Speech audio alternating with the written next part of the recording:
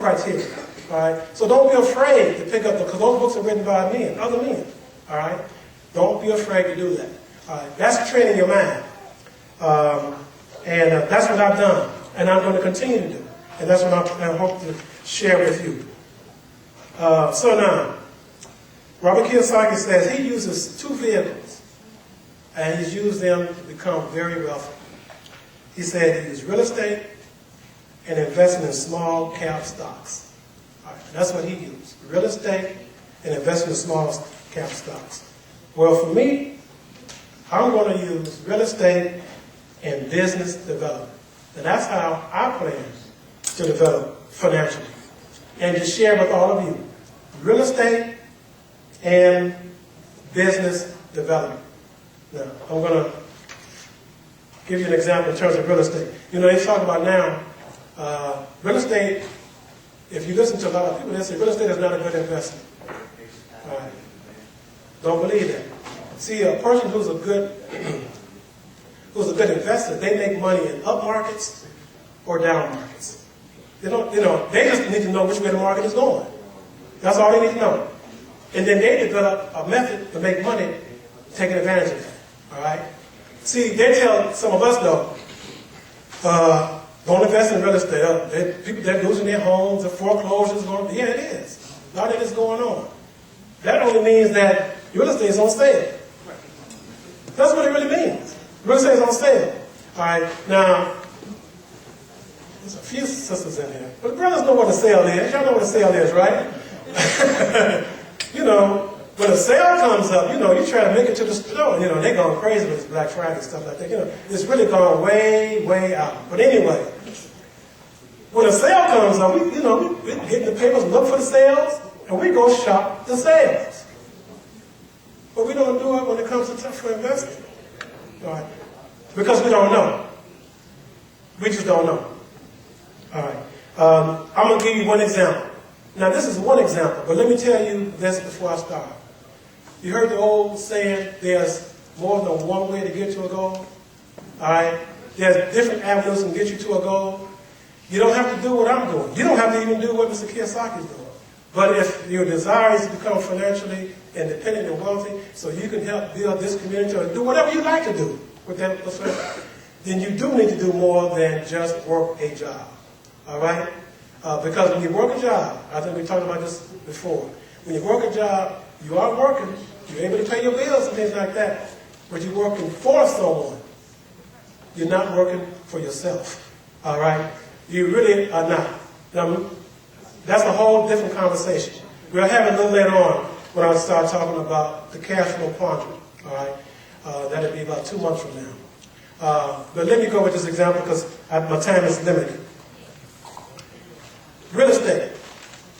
My goal is to provide decent housing and promote home ownership. And that's what I intend to do with my real estate investment. Provide decent housing and promote home ownership. And at this day and time, because of the way the real estate market is today, you can't flip real estate. How many people know what I mean when I say flip real estate? There's a few people there. You can't flip it. All right? The market is not available for you to do that. So what I decided to do, I said, well, I'm going to do what's called rent with option to buy. Rent with option to buy. And I want you to, if you can follow this example. I have some nieces that live up in Minnesota. All right. Most of them have a family. 1, 2 children. All right. They just started out. One is married, one is not married. And they're struggling. Both of them are paying rent. One's renting a house, one's renting an apartment. I said, don't you want to have a house eventually? Yeah, we would like to have one. I said, okay, well, this is what I'm going to do. And so I started studying rent with option to buy. You know how rent with option to buy works? Let me tell you how it works. It's a contract. It's an agreement between you and your tenant. All right? You either have your contract set for 1, 2, or 3 years. 3 years is the max. Okay, 3 years is the max. If they're not ready to purchase the property there, they'll have to move out, find another place, and you have to find you another tenant. All right. But let me tell you how unique this will work. I'm going to go and purchase the house. All right? But I'm going to help work with them to find the home that they want. I'm going to be looking for homes that are at least 40 to 50% below the market. All right? Some of you may say, well, how can you do that? Now, with foreclosures the way they are, do you know anyone who's buying a foreclosed house now? The average person getting to the market a foreclosed house now is getting it 40% less than what it would ordinarily sell for. 40%. But I'm looking for it for 50, maybe even 60% less. Why?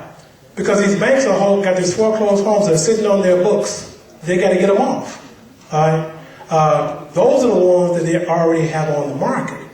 Then there's another group that's called the shadow inventory. Have you heard of that before? Shadow inventory. Shadow inventory are homes that are not even on the market yet. They've been foreclosed on. The banks are holding them, but they don't want to put them on the market. Why? Because it's going to continue to drive the cost of housing down. It's going to continue to put the housing costs more on sale. So really right now it's a buyer's market. So, and they're already talking about this won't change. Foreclosure, this whole situation with real estate won't change for the next 3 to 5 years. 3 to 5 years. And it will just be coming out of it. All right? So this is a time for us, or for those who know how to do this, get into it. All right? Now, so I'm going to go make a deal, make a down payment, and then I'm going to talk to my niece and say, okay, now what am I going to say now? This is our agreement, 1, 2, 3 years. This is how much I want out of the home when I give it to sell it to you. And we do that at the beginning of the contract. For me, $25,000. And that's the minimum. $25,000 what I want out at the end. But when I purchase the house, they're going to rent the house. So they're paying the mortgage. I'm not paying the mortgage. I'm just putting the down payment on the home. All right? But the agreement is I'm going to help. We're going to repair all that needs to be repaired in the home, get the home. So after the end of 1, 2, 3 years, that home is ideal for the person who's living in it. In this case, I'm going to start with my niece. This is what I'm going to test it. I'm going to start with them. Who better to take care of your property than someone who's going to eventually own it? What's a better tenant than someone who's eventually going to own the property? That's the tenant you want in that property, am I correct? All right.